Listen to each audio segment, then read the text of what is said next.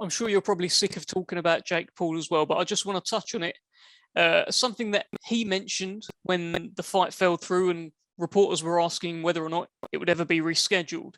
One thing he said was he wants to see you appear on Tyson's undercard at Wembley Stadium. I'm not saying you're doing that because he said it, but it's happened. Do you feel as though you're kind of, by doing that, almost backing him into a bit of a corner? You said that you'd fight me if I do this. I'm here now. Let's do it. Listen, Jake Paul can do whatever he wants to do at the end of the day. You know, I'm fighting on this card, and this card's way, way bigger than anything Jake Paul's ever done before in his boxing career, ever. You know, you couldn't even compare the two. You know, Wembley and Jake Paul is two different things. One's here and one's here. You know, I'm here on this fight. I'm looking to get a spectacular performance in, a very pleasing performance.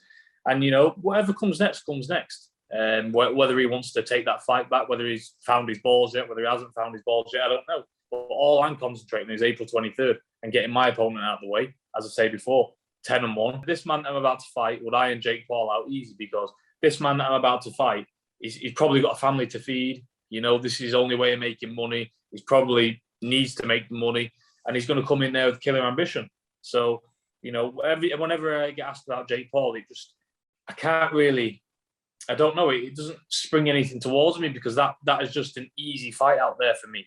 That's a really easy fight when I'm used to fighting guys hungry and putting their life on the line.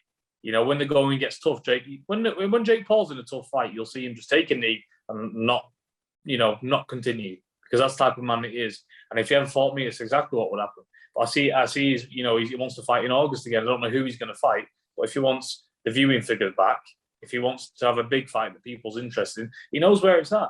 And all you've got to do to see that is click on any of his posts. You know, I get tagged in so many a day. Oh, who should Jake Paul fight? Who should he fight? Tommy Fury. There's only one, and it's in England. So let me get through this fight, and then let me just crack on in my career. And if Jake Paul wants it, he can have it any time. I've already said that. So there's no point in me wasting my breath anymore on Jake Paul. You know, he knows where it's at. But I've got my career to get on with, and my career is blossoming, fighting at Wembley in front of 100,000. You know, I'm not looking for a MMA star to fight in some hall, you know, and get 60,000 views. I don't need to do that. I'm about to fight on probably the biggest show in the UK history. You know, at Wembley, 100,000. I've said it a lot, but it's an awfully big show, and everybody around the world will be tuning in. Even Jake Paul will be tuning in himself.